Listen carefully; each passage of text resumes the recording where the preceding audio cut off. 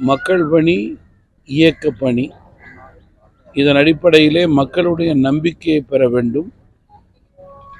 மக்கள் குரலே மகேசன் குரல் என்று கூறுவோம். அந்த வகையிலே மக்களுடைய நம்பிக்கைக்கு ஏற்றவாறு செயல்படுபவர்களுக்கு வாக்கு உண்டு என்பதிலே மாற்று கருத்து கிடையாது.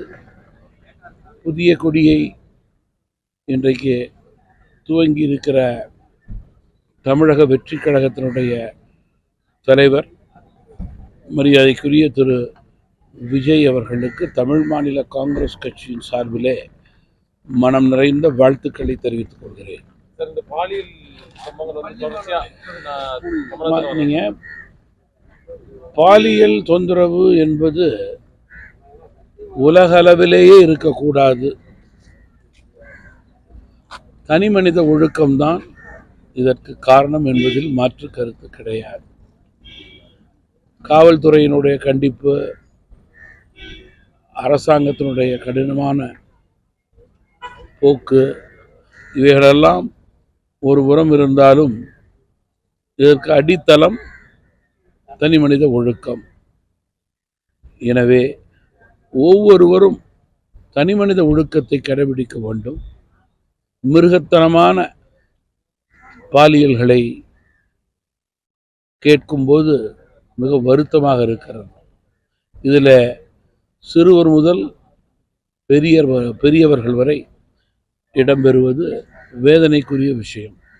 தமிழ் மாநில காங்கிரஸ் கட்சி தொடர்ந்து சொல்வது, பாலியல் தொந்தரவு கொடுத்தவர், அதில் ஈடுபட்டவர் யார் என்று முதல் நிலையிலே தெரிந்தாலே உடனடி தூக்கு தண்டனை தேவை. அப்படிப்பட்ட கடுமையான தண்டனை இருக்குமே ஆனால் அடிப்படை பயம் ஏற்படும் என்பதில் மாற்று கருத்து கிடையாது. நீங்க பொதுவா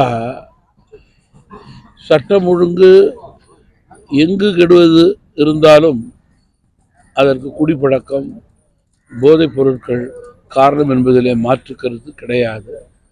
அதனுடைய தாக்கம் பாலியல் தொல்லைக்கும் வழிவகுக்கிறது என்பதையும் நான் குறிப்பிட விரும்புகிறேன். இதில் அரசியலுக்கு அப்பாற்பட்டு வேதனைக்கும் வருத்தத்துக்குரிய விஷயம் இதெல்லாம். சிறுவர் முதல் வயதானவர்கள் வரை இந்த பாலியல் தவறு செய்பவர்கள் பல நேரங்களிலே விட்டு வைப்பது கிடையாது. மிருகத்தரமான செயல்பாடு. இதற்கு தூக்கு தண்டனை தான் தீர்வு.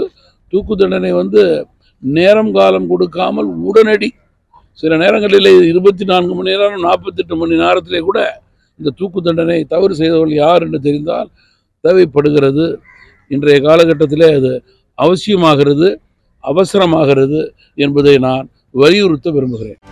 செய்திகளை உடனுக்குடனும் துல்லியமாகவும் தெரிந்து கொள்ள சப்ஸ்கிரைப் பண்ணுங்க.